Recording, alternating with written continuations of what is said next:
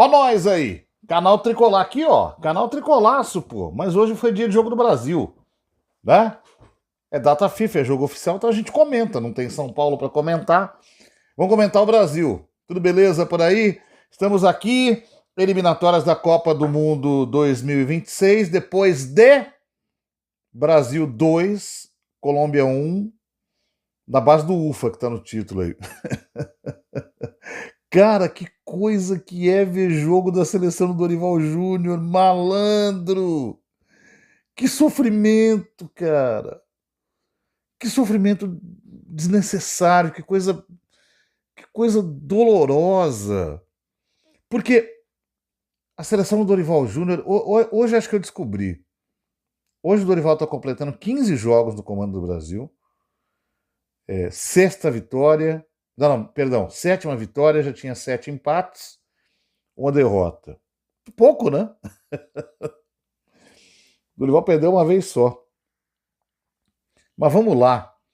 E tem uma característica, né? No jogo do time do Dorival, a seleção brasileira do Dorival, que segue alguma lógica dos times do Dorival, dos clubes que ele treinou, mas ao mesmo tempo tem uma lógica própria de seleção brasileira com o Dorival, que é uma coisa que tem com ele, né? Que é assim. Quando eu digo doloroso, fala, pô, mas você tá aí desesperado pela seleção no meio de um jogo de eliminatório. Não! Eu não tô. Mas é doloroso no seguinte sentido: você não sabe como as coisas se processam no time do Dorival. Isso é uma coisa completamente, para mim, é novo, é inusitado isso. Por exemplo, o meu time, o nosso time aqui, o São Paulo, tem uma lógica.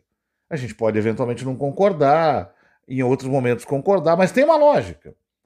Você sabe mais ou menos o que vai acontecer ou o que tem que acontecer para um determinado resultado chegar. No time do Dorival, não. Você não sabe. Porque ele não sabe. Você entendeu? Acho que eu consegui, talvez, explicar aqui. Eu acho que ele não. Cara, é muito louco. Porque em todos os jogos, agora eu cheguei à conclusão, depois desses 15 jogos. Em todos esses jogos, você vai encontrar mais ou menos o mesmo roteiro. E ele está se acentuando. Então, o time invariavelmente começa organizado. Depois ele se desarruma um pouco. Depois ele desmorona. Depois ele se reencontra um pouco. Depois ele fica completamente flat. E termina o jogo. Ou seja, quando termina, você não chega a conclusão nenhuma. E aí, se o time não vence, você não tem nenhum resultado para contar. Hoje venceu. Mas, ao mesmo tempo, não dá para saber exatamente por que é que venceu. Dá.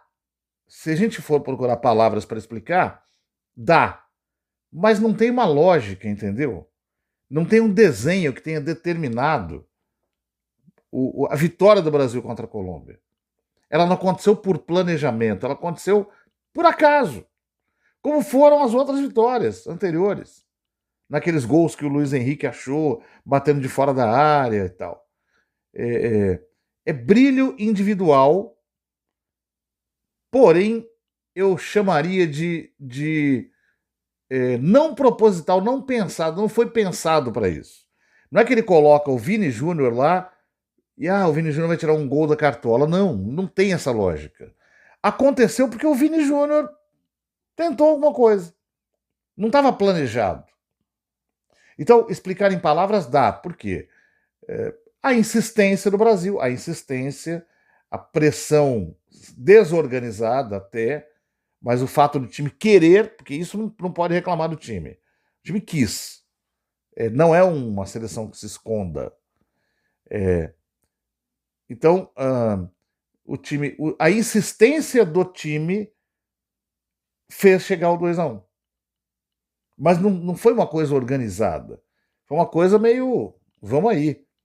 Vamos aí. Ué, o lance antes do gol, o Vinícius Júnior vem, ele recebe a bola no ataque do lado esquerdo. Aí o zagueiro vem marcar, ele sai da marcação conduzindo a bola, ele volta. ele dá uma volta, ele contorna o volante da Colômbia e começa de novo a conduzir a bola para o ataque, dribla o jogador, aí ele tenta bater, bate na zaga e a bola volta. Aí na jogada seguinte, que a bola vai cair de novo do lado esquerdo, é onde ele arrisca e faz o gol. Então foi bem na base da insistência mesmo. Não tem ciência ali, é uma coisa completamente aleatória. E por que isso é doloroso? Porque esse não é o caminho da vitória. Esse é o caminho da derrota, né? Esse é o caminho de você bem entrar numa Copa do Mundo e enfrentar uma seleção minimamente organizada e não ter nenhuma perspectiva de que você vá ganhar. Você vai sempre entender que aquela seleção mais organizada vai ter mais chance que você. Aliás, a Colômbia é uma seleção hoje bem mais organizada que a seleção brasileira e era mais fácil a gente prever uma vitória colombiana do que uma vitória brasileira. Eu acho até que a vitória colombiana só não aconteceu porque em dado momento do jogo a Colômbia, o segundo tempo basicamente, mas de 15 minutos para frente do segundo tempo, a Colômbia escolheu, ou seja, tem lógica aí, a gente pode não concordar com essa lógica, pode não gostar, mas a Colômbia decidiu que ela ia jogar no contra-ataque. E aí ela conseguiu dois resultados. Ela realmente dificultou muito a entrada do time do Brasil no seu campo e, quando encontrou espaço, levou perigo. E se ela insistisse mais, poderia ganhar o jogo assim.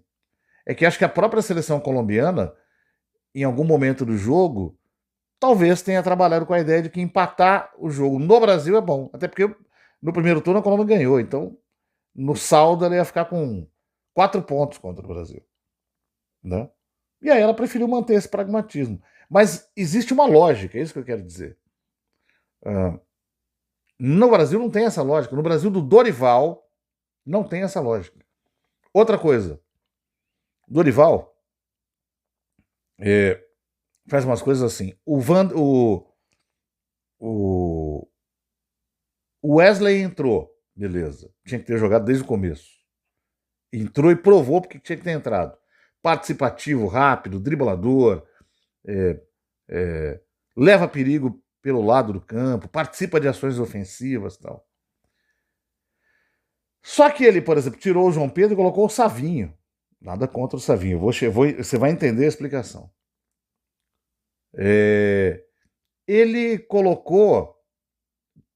Ele tirou o Bruno Guimarães, que estava amarelado, e ele foi colocando esses jogadores de meio de campo, né, para fazer o jogo do Brasil acontecer. E não colocou, por exemplo, o Endrick. Nenhuma substituição do Dorival no segundo tempo, nem a do Wesley, foi feita para o time ganhar o jogo. Porque elas não tinham características de levar o time ainda mais para frente ou organizar o time numa patrulha ofensiva ou num time, né, que insiste em chegar na área adversária. Nada disso. Nada disso. A impressão que dá é que Dorival faz, por exemplo, as trocas para observar, para fazer experimentos, né? Para testar uma ideia. Deixa eu testar uma coisa aqui. Deixa eu pôr o Joelinton, no caso do Joelinton não, porque foi um pelo outro, porque o Gerson machucou. Mas deixa eu pôr o Savinho aqui fazendo esse meio de ataque aqui pelo lado direito, porque eu quero ver se ele consegue entrar na diagonal ou fazer facão, ou, né? É isso. Não é para ganhar. Ele quer observar, testar. Opa, grande ideia que eu tive. Vou usar o Alexandre de lateral improvisado. Né? Só para... Estou aqui viajando. O básico não. O básico é tira o João Pedro, que está morrendo de medo de estar ali, e bota o Endrick, que você chamou para essa posição. Ou o Matheus Cunha. Ele colocou, mas o Matheus Cunha estava tão tímido quanto o João Pedro. E olha que o Matheus Cunha é medalha de ouro de Tóquio, é um jogador mais experiente, fazedor de gol, em ótima fase, mas não. E o Dorival tem essas. Ele faz umas hierarquizações, né? Por exemplo, por que o Wanderson é o titular da lateral direita? Meu questionamento com o Wanderson não é pela qualidade. Quem me acompanha sabe que eu não faço esse tipo de análise aqui. Nem fazer um rádio, nem nada. Por exemplo, o pessoal pega no pé do Rafinha porque o Rafinha foi um mau jogador na Copa de 2022. Muita gente não consegue acompanhar. Tem gente que não acompanha futebol internacional mesmo. E só vê a seleção na hora que ela vai jogar. Então vê lá o Rafinha, pô, Rafinha, caramba, o Brasil vai depender desse cara, vai. O Rafinha hoje é o jogador brasileiro que mais brilha na Europa. E por um time gigante que é o Barcelona. Né? Isso não resta dúvida. Isso não resta dúvida. Então ele tem que estar nesse time. Ele tem que estar jogando ali. Não é porque ele está no Barcelona, é porque ele é o jogador brasileiro que mais brilha fora, mais que o Vinícius Júnior. Hoje. Agora, o Wanderson joga lá no Mônaco, mas isso não dá a ele cadeira cativa na frente do Wesley, porque ele está num time europeu. Mas a impressão que a gente tem é que o Dorival escala ele como titular por causa disso, quando deveria ser o Wesley. Então, por exemplo, eu compreendi a convocação do João Pedro. Eu teria levado o Yuri Alberto. Ou mais, eu teria mantido o Luiz Henrique convocado. Por que o Luiz Henrique só servia o ano passado, quando o Botafogo era líder do Brasileirão e ganhou a Libertadores? Porque ele foi pro Zenit? Ué, mas ele deixou de ser o bom jogador que ele sempre foi? Aí o Dorival não convocou. Eu teria levado. O homem fez 3 gols nos outros jogos da seleção brasileira. Mas ok, eu vou tentar pensar com a cabeça do Dorival. Vou levar um centroavante que está num grande centro que é a Premier League jogando, que é o João Pedro do Brighton. Beleza. Só que assim, jogador por jogador, o Endrick joga mais. E o Endrick só foi convocado quando o Neymar foi cortado. Então, na cabeça do Dorival, eu chamo o João Pedro porque ele é titular do Brighton, porque eu não vou chamar o Endrick porque ele é reserva do Real Madrid, ele entra só de vez em quando. Mas, meu amigo, ele é reserva do Mbappé. Você entendeu o tamanho da diferença? Ele não vai jogar no Real Madrid. Pelo menos não agora. Só que, jogador por jogador, ele joga mais que o João Pedro. E aí ele só foi convocado porque o Neymar foi cortado e não entrou no jogo. E o João Pedro, que estava morrendo de medo, que é um ótimo jogador, mas estava morrendo de medo, foi até a metade do segundo tempo. Aí eu te pergunto, tem lógica? Marquinhos, Gabriel, beleza. São jogadores extra classe nos seus clubes e na posição, né? É até admirável que ele colocou o Guilherme Arana na lateral esquerda de titular. Não fez uma grande partida. O Gerson começou como titular e não podia ser diferente. Não podia ser diferente. Mas tem às vezes essa hierarquização que por exemplo, vai jogar o Wanderson porque ele joga na França. Não, amigão. Ele joga na França, mas ele não é melhor que o Wesley. Aliás, ele nem é o lateral que deveria estar ali. Eu ainda teria mantido o próprio Ian Couto que o próprio Dorival trouxe lá do Girona para a seleção. Né? Não tinha muito segredo aí. Então, a impressão que dá é que o Dorival quer ser muito justo e isso faz com que ele seja pouco arriscado. E eu acho que ele tem que arriscar mais, nesse sentido que a gente está dizendo aqui. Não pode ser refém de medinhos. E o Dorival adora testar hipótese com o time. Então, ele fica lá, vou pôr esse volante aqui, porque olha, eu acho que ele vai combinado com meia. Não. Precisa ganhar, fazer gol. Quem que vai fazer gol para você? É o Endrick. Então é o Endrick que você vai pôr. Tira o João Pedro, bota o Endrick no time. O Rafinha ficou até o final. Se tirar o Rodrigo, bota outro jogador para fazer função por ali, né? Mas tem que ser mais óbvio mesmo, né? Tem que ser mais assim, quero ganhar o jogo, o que precisa? Alguém que faça gol. Vamos chamar lá o Endrick, que aliás tem feito gols quando entra no Real Madrid também. E aí ele fica lá, a impressão que dá é que ele fica estudando teorias do futebol. Só que o time está numa competição, precisa somar ponto para levar até outra competição, onde também o tio Dorival não vai poder brincar de testezinho com os amiguinhos. Entendeu? São aquelas lógicas do Dorival, né? Que não deveriam ser assim. E é essa lógica torta que faz a gente não ter confiança no Dorival, né?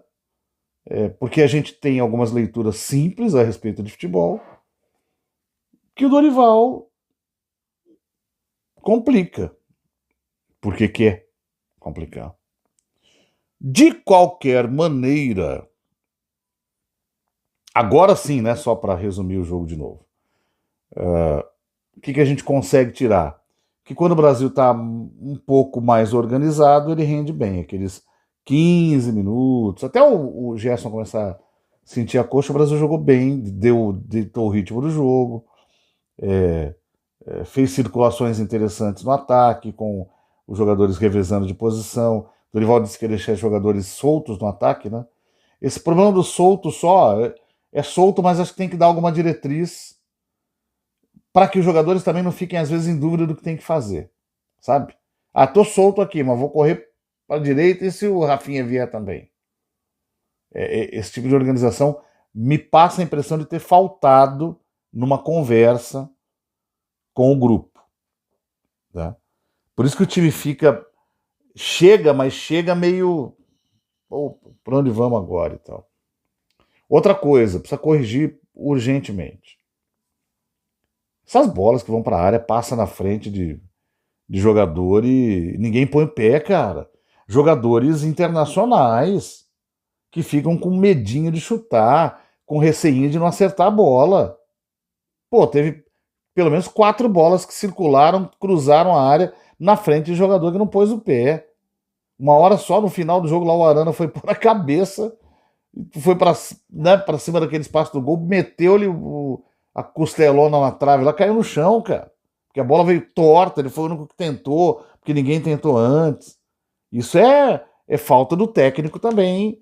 Lembrar dos caras, cara. Ou exigir dos caras, tem coisa que tem que exigir. Fala, bota o pé na bola. O Brasil circula demais a bola e agride pouco esse time do Dorival. E para fechar, agora uma parte polêmica, hein? O Brasil ganha o jogo num chute do Vinícius Júnior que desvia no zagueiro e tira o goleiro. Mas assim, o Vini Júnior ainda não arrebentou na seleção. Ainda não despontou como deveria despontar. Fez uma boa partida hoje, mas assim, pouco decisiva. Foi uma boa partida de jogadas de linha de fundo. Uma boa partida de tentativas de entrada na lateral da área. Mas uma má partida coletiva. Uma má partida de quem de vez em quando tem que procurar alguém para tocar para ver se o jogador fazer o gol. Ou alguém para tabelar para entrar ele fazendo gol. Sabe? Pouca tentativa de fazer isso. E o Rodrigo também muito apagado hoje. Isso me preocupa porque são jogadores de clubes gigantescos e são protagonistas. Rodrigo e Vinícius Júnior são protagonistas do Real Madrid ao lado do Mbappé. E são mesmo. De novo, fazendo aqui uma menção a quem não vê sempre o futebol de fora. Eu vejo todo fim de semana. E são mesmo. São referências internacionais. Mas na seleção brasileira não chamam o jogo. O Rodrigo até já fez isso, mas agora também Já é o terceiro jogo dele que eu vejo sob o comando do Dorival, onde ele não brilha. Até não joga mal, mas não brilha. Não faz diferença. Não decide o jogo. Não vira uma peça chave definitiva desse time, sabe?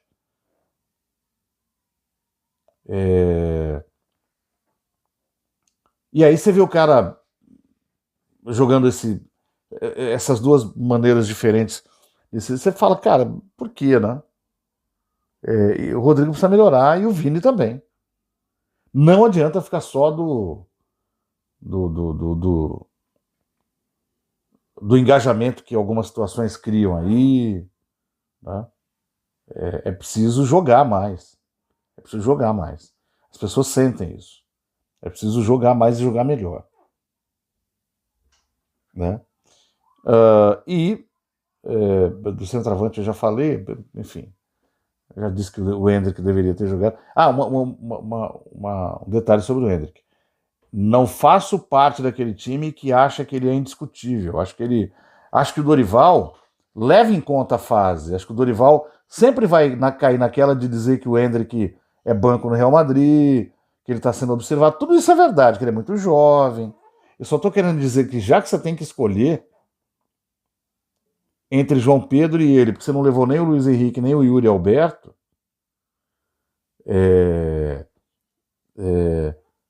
o Endrick joga mais que o João Pedro, gente. É neste único item, nesse único detalhe que eu me apego. Tem Argentina e Brasil, terça-feira. Não tem Messi, não tem Lautaro Martinez. E agora não tem Alisson, que saiu no protocolo da concussão. Não tem Bruno Guimarães no terceiro cartão amarelo. Não tem Gabriel Magalhães no terceiro cartão amarelo. Quem mais tomou o terceiro ali agora? Rodrigo? Alguém do ataque tomou ali e não joga. Rapaz, não será fácil, hein? Não será fácil. E olha que eu nem sou daquele tipo medrosão com a Argentina, mas o Brasil tem que ficar com a cabeça para fora. O Brasil tem a obrigação de terminar essa rodada das eliminatórias com a cabeça para fora d'água. Não terminou nenhuma outra assim. Impressionante, né? É isso, gente. Valeu, até o próximo vídeo. Aquele abraço.